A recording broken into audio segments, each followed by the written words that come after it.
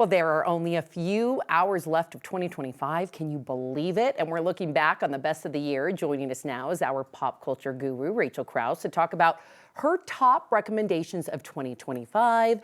And I always brag about Rachael because like everything that she recommends is chef's kiss. So let's start with movies. What would you recommend? Oh, one of my favorites of the year was Sinners. You told me to watch that. It's incredible. It's such a strong movie, and there are a lot of people out there who are like, oh, I don't like horror. This is so much more. The music in it is so much fun. The acting in it is so amazing. The storyline is unique. It's very different. It captures you right away.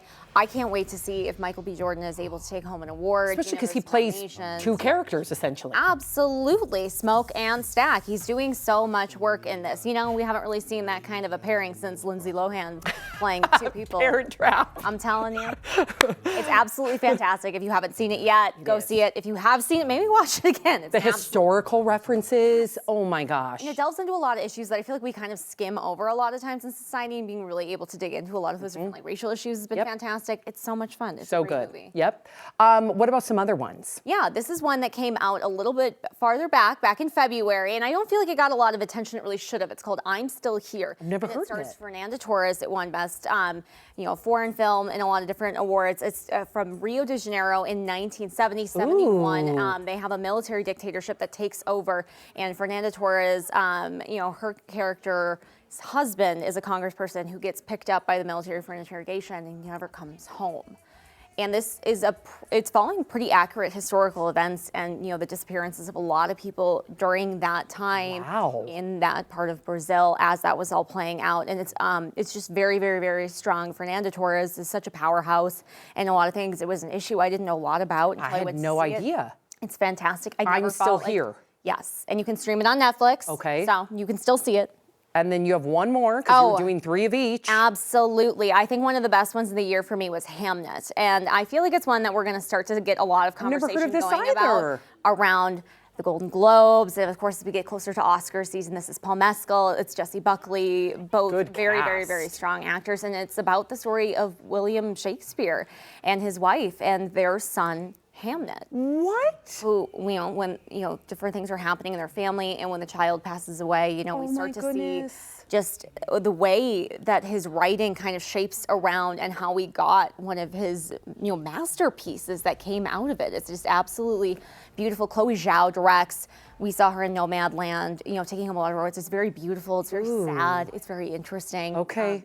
Stuff that happened hundreds of years ago. What a fantastic story. Still very poignant. I can't wait to watch that as well. Okay, so the movies, check. Those are the 3. 2 I still need to see.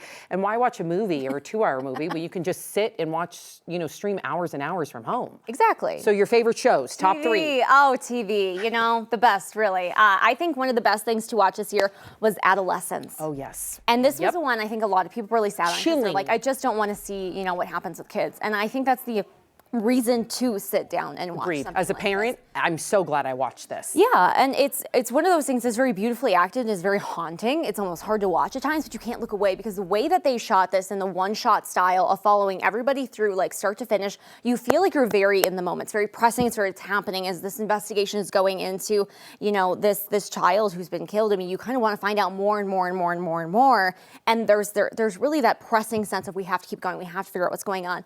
And it really keeps the tension up. And then watching, that young man play that character, it's upsetting, it's concerning.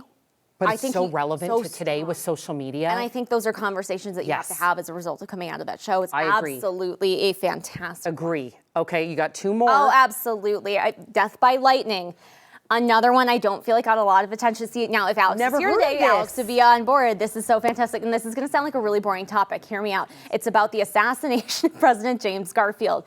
It is so zingy. It's really fun. It's interesting. It is literally the stranger than fiction tale about the assassination. Matthew McFadden is playing Charles Guiteau, the killer essentially in all of this, and watching his kind of spiral and watching his mental health challenges playing out and what he thinks is going on.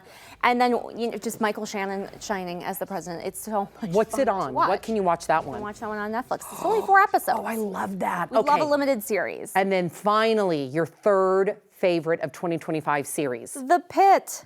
The Pit. I never got into the Oh, Pit. girl, I know. what are you watching?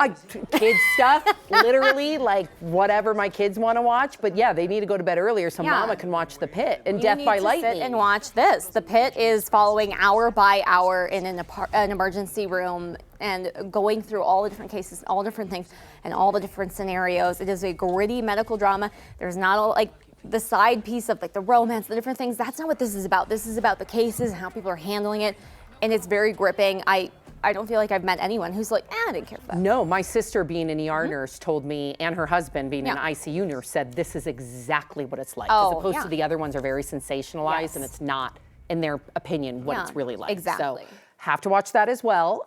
What better way to ignore the world outside than sitting down with a good old book? Yeah. And your book recommendations are the best, you I try. guys. They are. Okay, what are your top 3? One of my favorites this year was The Names. It's Florence Knapp who wrote it, and it follows this woman who's dealing with a domestic violence situation, and they have a son, and it follows if she'd named the son 3 different things and how that would have impacted his journey and their own journey as they work towards survival. It's powerful. It's different. I haven't seen anything like it. It had me glued. Oh my goodness. Okay, 2 more. Yep, We Are All Guilty here. If you like a thriller, you like a crime book. Karen Slaughter does it best. I'm always glued when something like this is released. We follow a killer. 2 girls go missing in this very small town in Georgia, and the sheriff's heard deputy. about We Are All Guilty here. I sat and I think I read it in one day. Oh my gosh. It's 400 pages. It was really amazing. good. I was gripped. I couldn't turn it away. Okay, so We Are All Guilty here, and then your final recommendation of 2025. Oh, can you believe it? Atmosphere by Taylor Jenkins Reid. This is the same author who gave us The 7 Husbands of Evelyn Hugo, Daisy Jones and the 6. I've read them all. Atmosphere follows a want-to-be-a-woman astronaut entering the space program in the early days, the 60s, 70s. You kind of get to see the flavor of this. It was fun. The science is very approachable. It's not overwhelming in that sense, and it's just a beautiful character story. Oh my goodness, I cannot wait. Rachael Krause, you do not disappoint. You've got the best recommendations. We appreciate you, and we look forward to see what you recommend in 2026.